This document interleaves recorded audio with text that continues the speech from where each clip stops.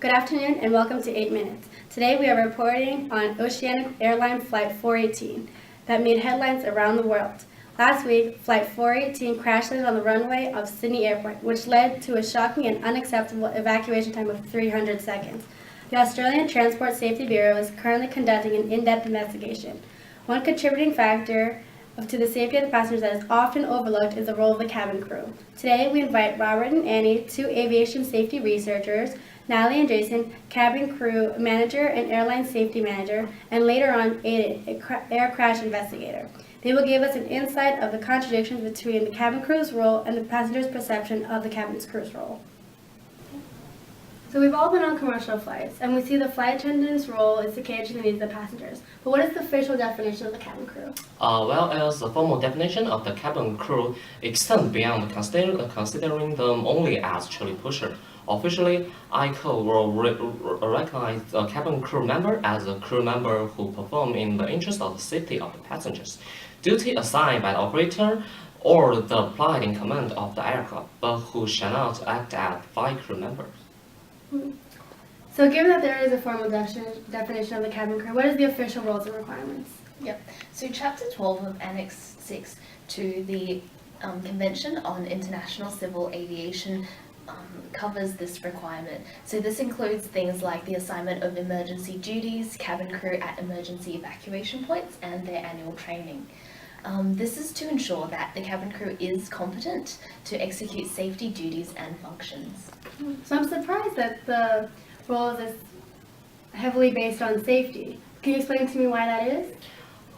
Because 39 years ago, the United Airlines Flight 173 was the catalyst for the airline industry to focus more heavily on the procedure in the emergency.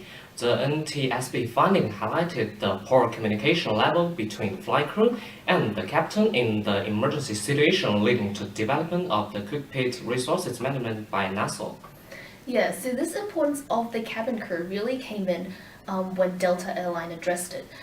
So that's when the term cockpit resource management changed to what we now know as the crew resource management. This is defined as the management system which makes optimum use of the available resources. So that includes the equipment, the human resource, and also the procedures to promote the safety and to enhance the efficiency of the flight operations. We're at Overett Airlines head office, and joining us now is Natalie, cabin crew manager, and Jason, airline safety manager, to tell us about their role in ensuring safety on board. So Natalie, tell us about your role and the misperceptions passengers have about the cabin crew's job. There are two roles of cabin crew. The primary and the most important role is to ensure passenger safety, especially in emergency situations. The secondary role is to serve and to take care of passengers during flight. However, there's a misperception that the secondary role is our only role. Oh, how so? Cabin crew is perceived as in-flight waiters and waitresses. Although we are not flight crew, we are crew members. We are in the same workplace as the flight crew and we know the aircraft. Therefore, we carry the responsibility to ensure passenger safety. So Jason, how do you think the crew's role of safety and service affects the aviation industry? The cabin crew role affects present-day aviation because it impacts the airlines we work for as well as whether passengers want to fly with us again. Even if there is an airline incident, passengers are more likely to fly with us if they know the cabin crew did their job and ensured the safety of the passengers. Hence, we always have safety as our number one priority. So is there any existing research on that? Well, yes, Murphy in 2001 addresses the contradiction in the role of cabin crew as it involves accommodating the needs of passengers but as well as maintaining order in chaotic situations. As the actual role and perception of cabin crew contradicts each other, it means the instructions and safety briefings given by the cabin crew are often ignored by passengers, thus affecting survival rates and evacuation during emergency situations. Aiden is an air crash investigator, and he will discuss how the roles of the cabin crew are often underestimated by the passengers on board. It is true, from observing many previous accidents like these, that when passengers don't understand the true role that the cabin crew on board play, they often put their lives at risk. Flight 418 may well be one of these cases, where the crew was largely ignored by passengers, possibly due to their perception of cabin crew. Onboard footage of this accident, as well as a similar 2016 crash of Emirates Flight 521, both show passengers ignoring the cabin crew's instruction for evacuation. we observed, in ignorance to the crew's instructions, a lot of the passengers reaching for their belongings, which slowed the evacuation process well beyond the recommended 90-second threshold. Are there any instances where the passengers understood the roles of the cabin crew to ensure safety of the passengers on board? Most definitely. We've previously observed impressive results on Air France Flight 358, which overran the runway at Toronto Pearson International in 2005. On this flight, all 297 passengers and 12 crew evacuated the burning Airbus A340 within 90 seconds. As a result, all on board survived the accident. This all despite some of the aircraft's evacuation slides not working properly or effectively. As a crash investigator, I feel the industry needs to tackle and improve the perception of these crew in order to improve the safety of our skies, as it will undoubtedly lead to lives being saved in the future.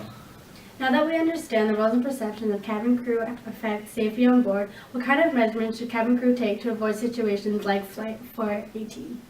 If we want a successful evacuation operation, trust is the most critical factor. The trust is not only between the cabin crew and the passengers, but also the flight attendants should trust their training. In order to create that trust, flight attendants should craft carefully the first impression they make on passengers. Definitely. And during the safety briefing, appropriate eye contact and body gestures should really reinforce the language spoken, while leadership and credibility should be established immediately by confident behaviour of the cabin crew. Because at the end of the day, passengers will only listen to the cabin crew if they are confident and if they are trustworthy. If there is one thing we can take away from today's show, it is to understand and let people know around you the crucial role of cabin crew, especially in emergency situations. This could help prevent situations like Flight 418 to happen again, and for a shorter evacuation time, we increase chances of survival. Thank you for joining us today.